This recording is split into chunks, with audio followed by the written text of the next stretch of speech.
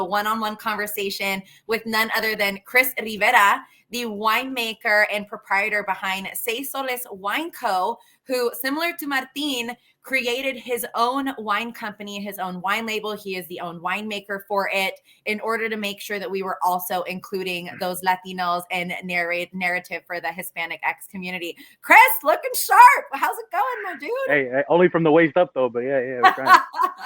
No pants below, right? That's how the whole tech. I got pants up, but my socks don't match. That's the level I'm at right now. Oh my gosh, it is so great to have you here. I am so excited to talk with you all about your work, what you're doing. You are a Hispanic winemaker, a Mexican-American first-generation winemaker who created his own wine company, Seis Soles Wine Co. You have 5 beautiful wines that you actually produce under your wine company. And all of it from, my experience in talking with you and getting to know you was built to make sure that we are including that Latino voice in the narrative. What has your experience been like as a Latino in this industry? What does that historically look like that led you to eventually want to create Seis Soles Wine Co.? It's been an interesting journey. For those that don't know, I was going to be a physical therapist and took an entry-level job in the Central Valley at a very large family-owned winery and got bit by the bug. I was just dragging hoses and pumps around, but noticed that this process was kind of cool. It was all foreign to me, as my parents are from Michoacan, Mexico. We, as a family, historically didn't drink much wine, but I jumped into the process of making it and quickly realized that at a large company, it's hard to do any kind of jumping to the left. Industry leaders that might be listening to this should understand that you have a large pool of people to pull from already that might already be working at your winery. They just need an opportunity to make that lateral movement. So that's something I saw, that there was no lateral movement available for me. So I took an entry, like a cellar master job, they call it, back over here in Lodi. I've since gone to Davis and completed that program. And that was about 8 years ago. And so kind of been climbing my way through this industry until to this point. So I still make wine for a large company, but I launched Seis Soles specifically because my feeling was I was never going to start brand because I saw a lot start and stop, and it's a good way to kind of lose a lot of money. There's a lot of brands out there, and if your story isn't unique, if your approach, if your wine isn't what makes sense, you can quickly kind of involve yourself too much and overextend yourself, and it's a problem. But what I saw was I was having experiences where I myself would go out to tasting rooms in various regions, including my own in Lodi, and it was just these small little instances where, like, I don't come in saying like, well, I make wine, I work in the industry. I just come in as a regular patron. Why should I have to pre-qualify why I'm there? And that's what it felt like. I would walk in and they would kind of look at you like, oh, hey, so what are you doing here? I don't have any deliveries today. Weird stuff. And you're like, I'm actually here to taste like everyone else at this bar. And it's a silly little thing. And most of the time we let it roll off our back. But I know for a lot of people, if that's the experience you're having, you're much less likely to bring your family, your friends back to this experience. So how do we organically start getting people involved and Latinos enjoying not just wine, but the lifestyle of wine, which is really fun that people want to participate in? How do we do that? And that led me to think, well, if other wineries aren't really doing it, then someone's got to do it. And I was terrified, but I jumped in and started Seis Soles. That's amazing. And so you're out here, you're like, if someone's not welcoming me at their table, I'm going to make sure I'm building the damn table. And we're providing that community for ourselves.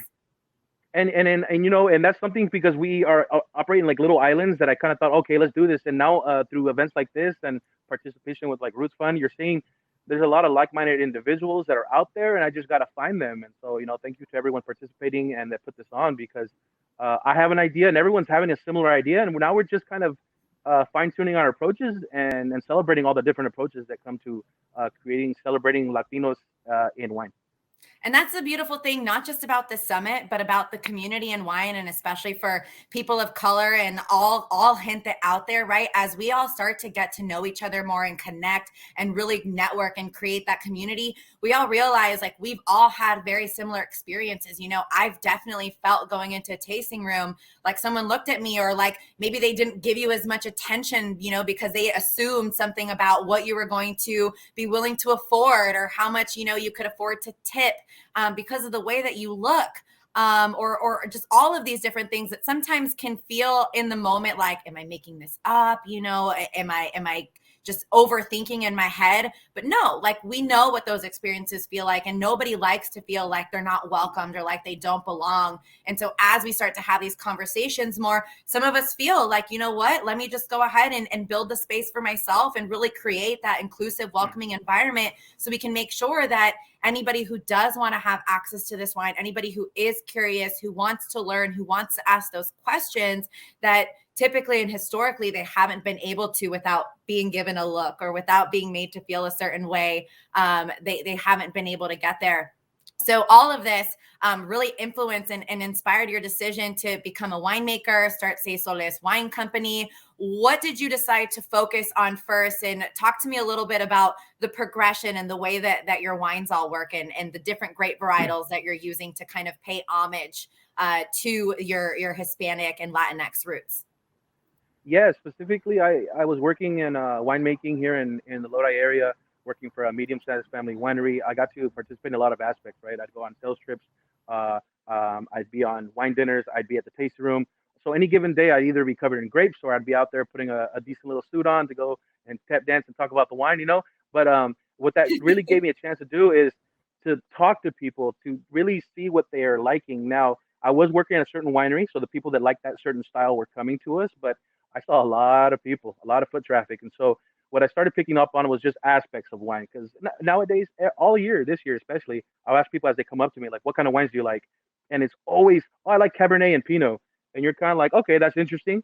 Stylistically, a lot of times, traditionally, those might not necessarily even line up. So uh, you might just be saying great varieties that you know. And at the end of the day, whether it's a Cabernet, a Pinot, a Syrah, an Albarino, what we're talking about is what styles we like, what flavors, what textures, what experience we're looking for. And so that's what drove my experience. I thought, okay, well, I'm gonna make a brand called Seis Soles, and it's gonna be directed at the Latino. But I think if I'm answering a question a little differently than some of the people are answering, my ultimate goal isn't to bring Latinos to the winemaking community, is to bring wine into the Latino home. And I think those are fundamentally slightly different questions because maybe I can make a beautifully structured red wine with a good tannin structure, but is that necessarily something that someone that is new to wine might enjoy?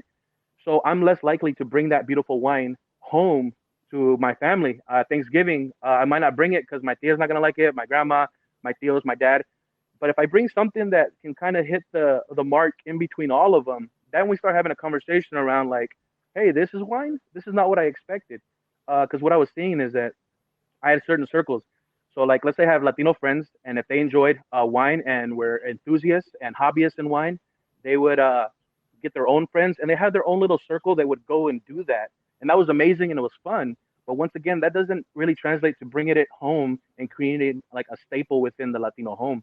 Right. And when I figured how to approach that is to actually specifically make styles of wine. So when we're talking about the 5 wines that I make a white blend that's Albarino and Grenache Blanc, not traditionally blended. Those grapes come from different countries originally. They're traditionally bottled separately. And I thought, well, in the Lodi area with these fruits, I actually like the really fruit-forward style that they create. And I fermented them separately, blend them to taste every year. What I'm looking for is a nice, bright, kind of approachable, refreshing white that isn't so acid forward. Because when I talk to Latinos, although they can't tell me, I'm like, tía, ¿por qué no te gusta vino tinto? They're like, está muy agrio, right? They can't tell you why. They're not going to know the word tannins, but what they're saying is bitterness. And you can kind of, deduce that that's what they're talking about. So I made a white wine that's refreshing, but not as acid forward as some of the whites that are available right now, right? Those are beautiful. Those are great to enjoy and pair with food, but not necessarily the style that you're going to bring home to a Latino multi-generational home. Right. The rosé is another aspect of that. So when my tias and my primas, what they would drink, they would bring a certain brand home, and like I'm not going to name it because I don't even know how that goes, but it's a brand that is speaking to Latinos in a sense, not owned by Latinos in any way, but it's kind of a wine byproduct. And I thought, well, what are some of those aspects that they enjoy, and can I do it in a more traditional way? So my rosé is traditional in that it's hand-picked grapes, whole cluster pressed, is going to a steel tank. If I fermented it completely, it would be a nice, beautiful kind of acid-forward Southern French type of style, because I've had that experience making from that specific vineyard. But what I do is I stop the fermentation a little early, and that creates a little roundness, leaves a little bit of residual sugar, creates a much more approachable rosé that people that are newer to wine might enjoy. And once again, we're talking about what can I make that'll encourage them to try it, share it, and bring it back to their homes and share it with multiple people. And then as we get into our reds, I've structured the five in a way that you might start with the whiter rosé because you're a little newer to wine, and reds are a little maybe too much of a leap for you. Mm-hmm. And then I have my first red that is kind of voluptuous. It's a Lodi red. It's a big California red, generous oak, but it also has no tannins. It's meant to be very, very smooth. So once again, when we're talking, why do my fellow Latinos not like red wine in a sense? A lot of times, maybe they picked up on a drier, more structured tannic red, and they think all wines like that. And there's beautiful wines like that. And I think if they start with a wine like mine, they can graduate to that. They can move to that. And I even create that within my line. So that's my first red. And then my two reds kind of progress from there when it comes to dryness and structure. So I created five to try to hit five individual different levels that a wine drinker might kind of start at and then change to, because all of our palates change. And so if I make one wine, I'm kind of hoping I hit everybody, which doesn't make sense. So I'm creating kind of like a ladder, like, hey, this is what you try. It doesn't mean you're progressing or getting better. It's just your palate's changing, and I'm gonna have something for you when your palate changes. And when you're on the next step, I got something for that too. 100%. And that's how you also keep them invested in your product and invested in wanting to bring you home at the end of the day, right? Because everybody knows, especially for those sushi lovers, like you can't throw raw sashimi at somebody and expect them to eat that their first try. You usually start them off with a California roll, right? Something that you're like, is that really sushi? And then you work your way up, and you've been able to identify first and foremost through Seis Soles and through your experience as a winemaker and working in the cellar and working with these other producers, the gaps that existed in the industry that weren't resonating with a lot of the Latinx community and our tias and our tios, and understanding flavor profiles, understanding how certain mouthfeels occur and the differences between what they might like. A lot of my tias, they like the sweeter wines because they're easier to digest and enjoy at the end of the day, right? And there's nothing wrong with that. But it's like, how do we also help them progress their palates and build up to being able to experience other beautiful wines? And a lot of that has to do with first making sure that the first wines that they're trying are easily approachable, something that they can really enjoy, so that they can invest and become more impacted with wine as they continue to enjoy those. Yeah, at the end of the day, what I'm trying to create is a vehicle for people to get educated, right? And so I know that my personal journey is going to keep continuing to try to learn more so that I have a more global context and present that. But let's teach people what they like about my wine so that they know what to look for in other wines. Because like, man, when I first started like kind of drinking wine, I remember there was a girl that I was trying to date, and she poured me a wine, and it was super grippy, tannicky. And I remember I thought, well, I know I don't like it, but I think sophisticated wine drinkers love this. And so I remember being like, oh, that's an amazing wine. And I remember just being, oh, I couldn't even like drink it. And we both had that cara, like, yeah, it's good, right? And only now do I have a more of a context to understand that like that wasn't the right wine for me. And I think if I had a better education, like I'm hoping to kind of foster in other folks, they can make those decisions for themselves. Because the last thing I want to do is tell you what type of wine you should drink. I just want to learn what you like and direct you to something, And if it's not mine, there's a bunch of other folks, a bunch of other Latinos that are making wines that are a little different from mine. I'll show you where they're at. Absolutely. And a lot of wines that pair with a lot of beautiful foods. I know you're also working and collaborating with a couple of people out there. Your wine's going to be featured in a cookbook coming up as well, called It's a Vibe, Armando Tam, Jay and Gunter, sommelier. What's it been like to work on a collaboration like that and really put out Seis Soles, not just as your wine label and a feature in a cookbook, but to also help break down and destigmatize that vino can't pair with something as cultural and beautiful as Mexican and Latin cuisine? Yeah, that kind of collaborations are amazing, because really I feel like the best way to really contextualize it is that these people are making moves, they're putting in work, and they're creating different avenues into this kind of wine and food pairing, and they happen to see Seis Soles and they want to include me. So I'm not in like the planning stages of any of that. I'm like that puppy that's kind of always ready to play, and like, all right, you want to come? I'm like, yes, I want to participate, because I mean, when you're out here in Lodi, that traditionally isn't considered like fine wine world, artisanal wine world. A lot of times, up and down the coast, people are collaborating and talking about this is what we're gonna do, and you hear Lodi like, hey, what about me? Like, and so I've had the fortunate experience of working with someone like Armando Tam that he's just incredibly creative when it comes to meals. He's invited me to his home. He's made simple dishes and he's explaining to me. That's the big part I think that's important, that he's educating me on where this meal came from, why he's making it a little differently. And then we have someone like Jayton there sitting there and talking about why this works with the wine, why it doesn't work with another one, right? So that's just something we're doing. We were doing together. They were doing together, and I got involved at one point. I was asked to be. I got invited, and then now they're making a whole book, and they include Seis Soles and a bunch of other Latino winemakers. So very exciting, because I think if we're making inroads into the Latin American community, going through their stomach and their meals is priority number one. And that's exactly what we like to enjoy at the end of the day. You can't go to your abuelita's house without her telling you, like, mija come, mijo come, have you eaten today? Everyone's always making sure that we're fed and we're having good drinks. And as long as both of those are at the table, the conversation is gonna flow. Yeah, my abuelita never had to worry about me being too flaquito, but yeah, for sure, man. You're so funny. You're so funny. One thing that I definitely want to talk about is, aside from making these beautiful wines as a way to attract Latinx, Hispanic wine consumers into being involved in products, seeing themselves in those products and bringing it into their home, you chose a really unique name, Seis Soles Wine Co., which for anybody who doesn't know what that translates to, it means Six Suns Wine Company, referring to the sun opposite of the moon. Where did that inspiration come from? I know it has to do with a lot of your Latino roots. Can you share a little bit of light on what you were really trying to emulate as well, and how you were paying homage to your Mexican roots by making sure that the holistic approach to Seis Soles was revolved around the Latinx identity?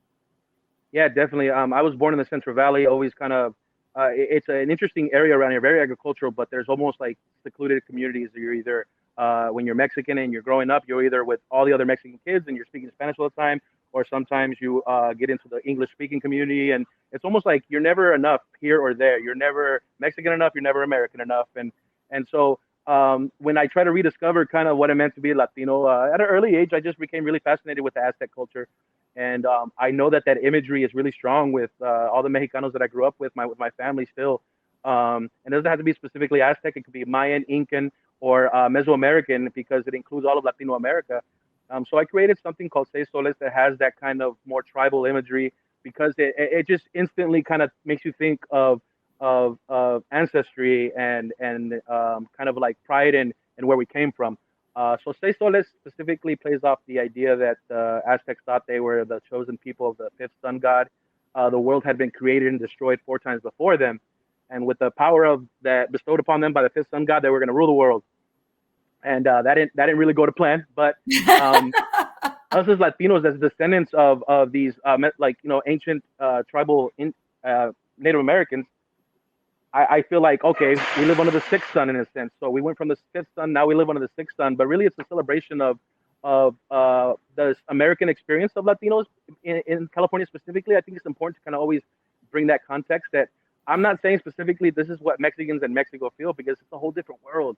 Mexicans here in California, we live through a whole different scope. So to celebrate the fact that we are gaining a political power and buying power, our voices are heard. And we're not assimilating into the community. We're creating texture within community. We're making it more vibrant and beautiful, and we're adding a lot of beautiful elements. So we're becoming as much of a part of the tapestry as anybody else.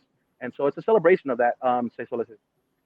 Absolutely. I love all of that. And for all of you who want to learn so much more about Chris, make sure that you go ahead and you see him at the meet and greet. That is going down at 4:30 p.m. today, 7:30 p.m. for those of you who are out on the East Coast. I know we're kind of being a little bi-coastal here, which is actually very cool when it comes to the access that we have to technology. But I love that you always consistently consider every single facet of the things that go into your brand and in your business, and how you're looping in that narrative, from the great varietals that you use to the identity that we feel just within the name, your label, where you've come from, and how you're approaching the industry in general. I'd love to learn, before we wrap things up here, what are some of those things that you also identified originally when you were starting out and when you were thinking about wanting to be a winemaker, the gaps that you saw, right? The challenges that you saw that made it difficult for you to continue growing within those spaces and within those companies, and how can we find solutions to allow for more Latinos and Hispanics to enter the industry, or what do you hope that the future of that winemaking really looks like for the Hispanic community?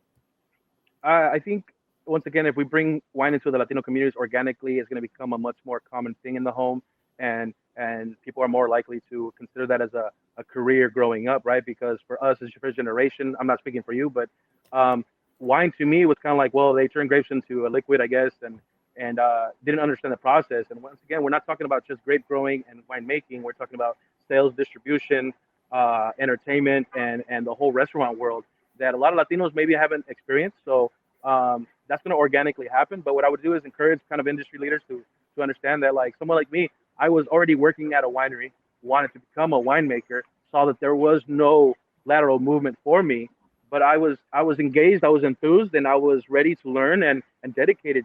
What more do you want in an employee? So why not maybe try to foster more from within, not just like someone that was already on the track, that had the means and the cultural kind of background and structure that college was already in the plan for them? How about you consider someone that's working in your cellar that may not mention that they really enjoy wine or like the process, but you know that they're always engaged and they catch problems because they're not there for a paycheck. They're there for creating wine. And I see it all the time. I've seen it so many times. You have a lot of people that are there just to work, and then you have some people that are really engaged. And if you were just to take them and foster them and create opportunities for them, I think you'd be surprised how many Latinos easily would just jump into this track. And not just Latinos, my Black brothers and sisters, Asian folks, all of us that are in the industry that historically don't come from backgrounds that are just always on the college track and know what careers are out there.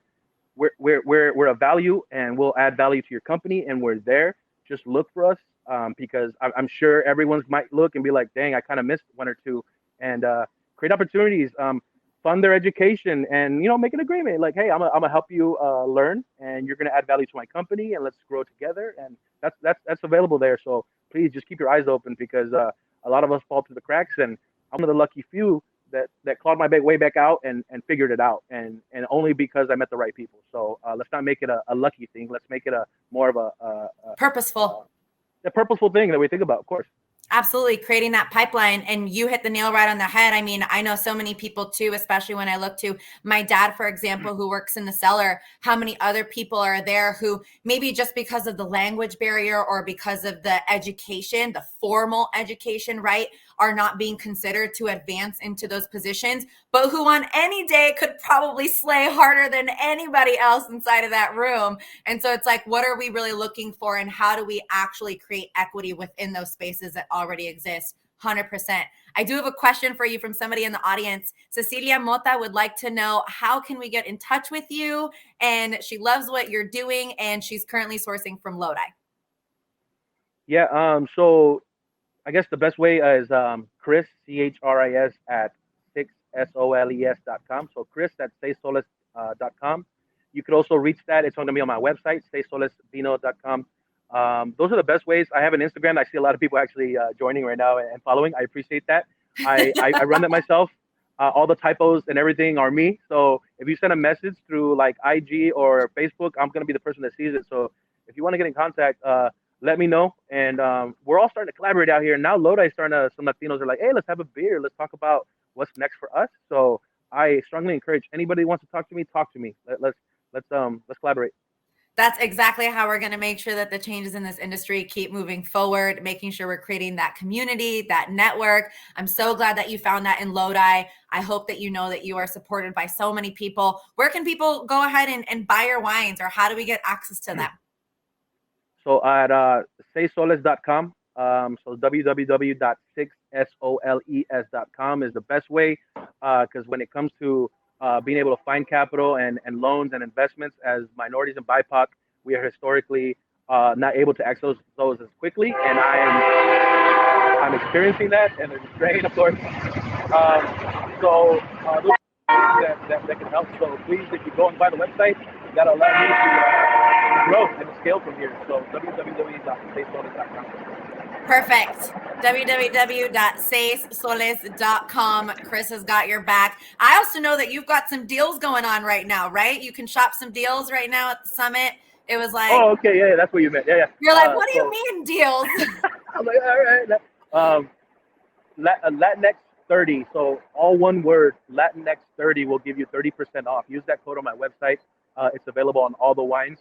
My top end Soltera is about to sell out. I only have like 2 cases left. So if you're interested, get it while it's good.